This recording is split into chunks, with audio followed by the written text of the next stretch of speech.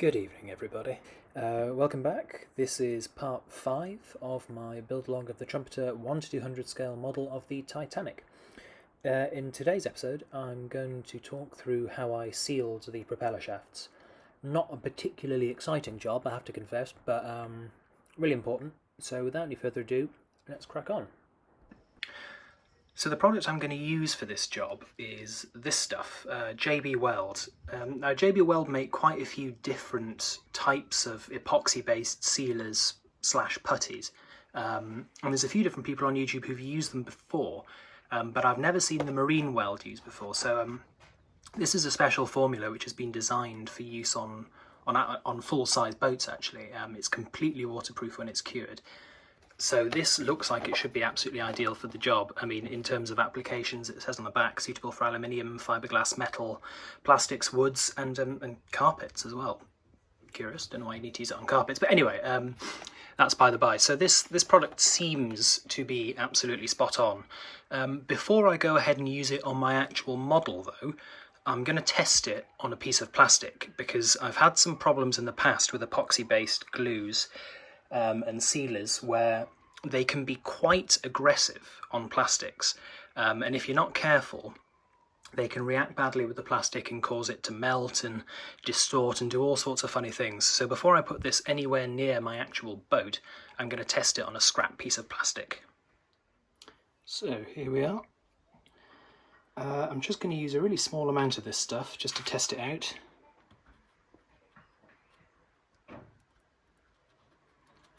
So that is the actual resin there.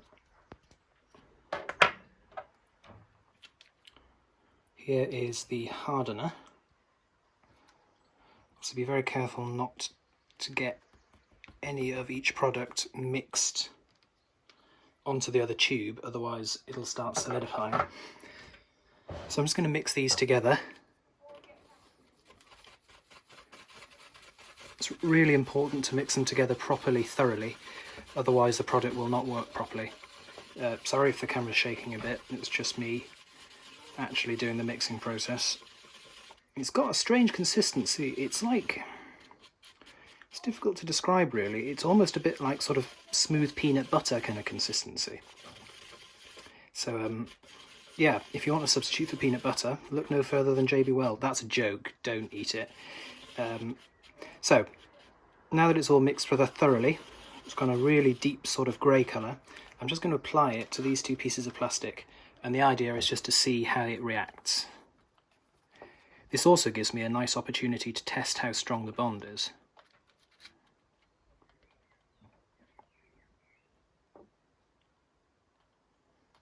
It's nice stuff to work with actually. You know, it does feel like it's going to be quite a good filler as well as an adhesive.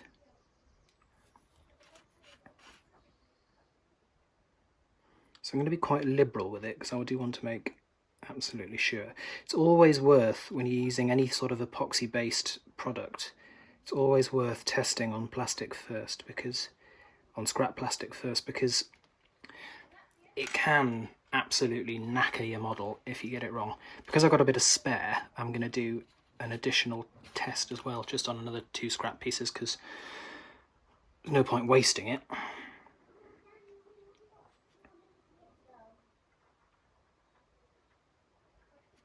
So there we are. I'll leave these to cure.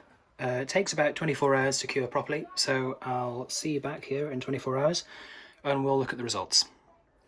Right, so it's 24 hours later now. Here's the parts. First things first, there's no obvious sign of deformation of the plastic or any sort of damage to the plastic caused by the epoxy resin and the curing process, so that's really good. It looks like this stuff will be perfectly safe to use on the model. It's really hard, this stuff, as well. I mean, I'm digging my nail in as hard as I possibly can into that stuff, and it's not actually making any kind of indentation at all. So it's tough stuff. In terms of the bond, there we are. The bond is pretty good actually. that took a pretty decent amount of force to separate the two things. And considering I hadn't roughed up the surface or anything beforehand, I think that's pretty good, really. I think this product can be really useful. So yeah, I'm happy with this. So what I'm going to do next is start using it on the actual hull of the boat. So the first thing that I've done is to mask up all of the area that I don't want to get covered in the JB Weld. So the first job that I'm going to do is to put a sort of fillet on the connection between the wing propeller mount and the hull itself. This is not expensive masking tape. I think it actually came from Poundland or something like that, you know, but certainly not expensive. But what it's going to do is it's just going to make sure that the surrounding area of the hull doesn't get covered with this stuff. So once I've done my sort of decorative seam along here, I can take off the tape and I should be left with a nice, smooth, curved fillet.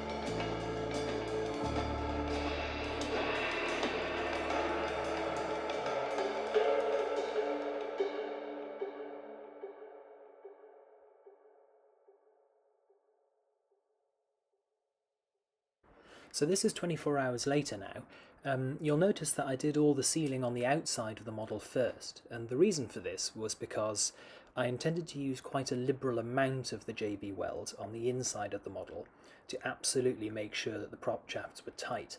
And I was a little bit worried that in using so much product it might start to dribble through any gaps between the prop shafts and the hull, and damage the outside of the hull, make it look a bit less presentable. So my rationale was, by sealing up the outside first, it would stop any of that happening.